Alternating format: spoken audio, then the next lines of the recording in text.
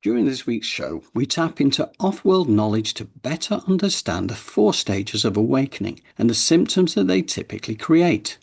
This is a chance to identify where we are on our own personal journey and what to expect next. Then we open up the hidden world of Antarctica, where there are multiple government bases and huge secrets that have been completely hidden from view, assisted in part by the 1959 Antarctic Treaty, the no-fly zone, and many cover-ups and covert initiatives. This is to stop the broader swathe of humanity realizing what is truly going on there, and it is simply incredible. The ultimate truth also reveals the hidden history of humanity and the manipulation that has been perpetrated for thousands of years to keep us so much less than we are. This now gets exciting because the final outcome for humanity is a return to heaven on earth, or at least it is for those that choose it. And the nexus point of change draws very close. That decision all comes down to our own personal frequency. So understanding the unfolding of this shift of the ages is key to maintaining our divine neutrality, as that allows us to keep our frequency high, which enables us to remain at the helm of our own journey rather than giving away our power. This is where we're heading for next, and really it takes us again down to the Antarctic, where was the Antarctic Treaty of 1959, which pretty much closed off the airspace around there. We're going to start off with Darius J. Wright, remote viewer extraordinaire once again, much like Elizabeth. And it's some fascinating information here. And it just begins the journey, because from there, we go into the work of Sarah Breskman Cosme, Hypnotist's Journey to Avalon. So we've got a piece from that. Darius's piece is remote viewing that gives him that experience. For this second piece, it is done through the gift of hypnotic regression. Sarah Breskman Cosme was an acolyte of Dolores Cannon and has continued her work since Dolores went over to the other side back in October of 2014. God bless her. I think you'll find this really interesting. So prepare yourself for, again, a little bit of conspiracy fact. That's my version. And we'll see what you think, and let's get into that now. So bear with me a second. We are going to switch screens. There's a point in time within this entire construct where all things were open to all souls. All of the realms were open. All of the other land masses were still there. There's other land masses within the earthly realm that are here. This is where a lot of your ET races are. When you go beyond the poles, this is why they have the Antarctic Treaty. You're not allowed to go past a certain point. And why do you think that is? Because beyond that point are certain things that they don't want the public to see. And these things are, like I said before, is where you get these beings. Okay. I remember being out of my body, seeing part of in Antarctica, some of the original bodies, giant bodies, are still in stasis. The pyramids are there as well. Certain pyramids that are still activated as well. There's still activation points here within the earthly realm of pyramids underneath the ocean. So at a point in time, all of this was open. And so when I talk about that time, heaven on earth, for example, right? That's not here now, obviously, but that was at a point in time. All was here. That's why you have all the history here. You can find all the history here, fragments of it, the ones that they haven't destroyed anyways. What is really in Antarctica? There are multiple government bases in Antarctica, including a Nazi base known as Base 211.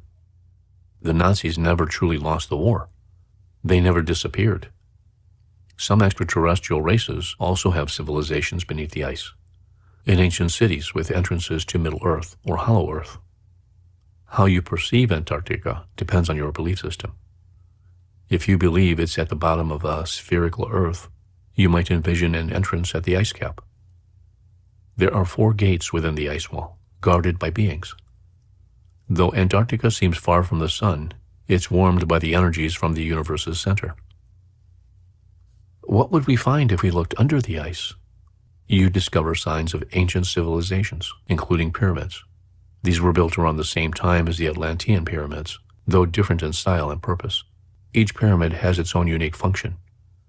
Some for energy, some for initiation, some to stabilize the planet. What are the governments doing in Antarctica? They are working on reverse engineering extraterrestrial technology. They also possess environmental weather weapons. One of these weapons involves using super cold magnets to create chaos in the ionosphere. Who is behind this? They aren't part of a system like governments or corporations. They simply run these operations. Many are connected to negative energetic sources that feed off fear and control. How did they discover this place? And how do the Nazis fit in? Hitler and the Nazis were in communication with the tall whites and other extraterrestrial beings with dark agendas. During World War II, several extraterrestrial ships crashed, and the beings were captured. This forced the beings to reveal knowledge, which is how much of the technology came to be known. Who are the extraterrestrials who work with humans? The beings that work with humans are usually from the past or the future. At the nexus point, humanity is presented with a choice to become Greys, Arcturians, or something else. This point is critical because it's where we decide to advance only through technology or evolve spiritually. The nexus point is important not only to humans, but to the extraterrestrials as well. They are watching because our decisions here shape what we become. Do we each get to choose, or is this a collective decision? It's individual. Different people will experience different realities based on what they are ready for. Some will only follow technology and live in advanced cities, while others will take a spiritual path, becoming superhumans. People will follow their own paths, but with a greater understanding of technology, spirituality, and reality, they will have more freedom to decide what they want to believe and become. Haven't we been here before, choosing between technology and spirituality? Yes. This cycle has repeated for 3 ages, but now, at this nexus point, we have the chance to break free. We are standing at a crossroad where new potential energies can emerge, offering a different path for everyone, rather than falling back into the same destructive patterns. What must we do differently? Choose from your heart, not your mind. You said humans were the only ones with unlimited potential. Could you tell me more? Those humans who continue to evolve spiritually will become like Shiva, superhumans in light bodies. How do they achieve this? It's through the resonance of your heart. Emotions guide everything you see and experience. Emotions are unstoppable forces of creation within the human being. When you connect your heart to your pineal gland and stop worrying about the conflicts in your mind, you'll begin to evolve into a light body. This transformation is a powerful, radiant existence, one of glowing light rather than dense matter. Becoming a superhuman is the ultimate power one can achieve in their existence. Why are these beings so powerful? Because they can master and control their emotions. Humans can navigate the underworld and the upper worlds because of their ability to align their emotions with the frequencies they wish to experience. Are there continents on Earth that we've never been told about? Yes, there is much more to Earth than you could comprehend. Your understanding of Earth's shape has been programmed into your belief system, but this book is awakening those who read it. This book has been meticulously designed to awaken something deep within its readers. It acts as a key, unlocking hidden knowledge that has long been buried. For those ready to receive it, it shatters the chains of outdated beliefs and unhealed traumas, allowing them to step into a clearer, more powerful understanding of reality. This isn't just a book, it's a portal. It reveals the world not as it has been portrayed, but as it truly is. A realm of boundless magic. And humans? They are the ultimate magicians, capable of creating miracles once they remember their own power. So, we are magicians.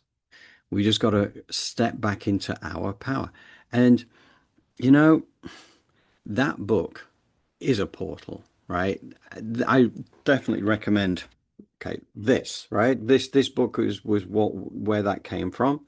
And Hypnotist's Journey to Avalon, fantastic. It's so inspirational. And you kind of like, again, it's from here, you know it to be true, right? Well, sorry, I speak for me. I know it to be true in my version of reality. But of course, we all have our own version of reality. And but I would encourage anybody who has not read it to explore that, because you learn so much. Now, one of the things I wanted to touch on there, the emotional control, right? If you control your mind, you control your reality. So what was spoken about there as, that's how it happens, is that it's, we live in this emotional spiral of high frequency emotions and low frequency emotions, everything from love, unconditional love, all the way down to fear and division and anger and all that. So part of the human journey is to traverse up and down that. But what you find is that once you start to get into realizing the truth of who we are, you don't tend to descend down into that fear cycle nearly as much.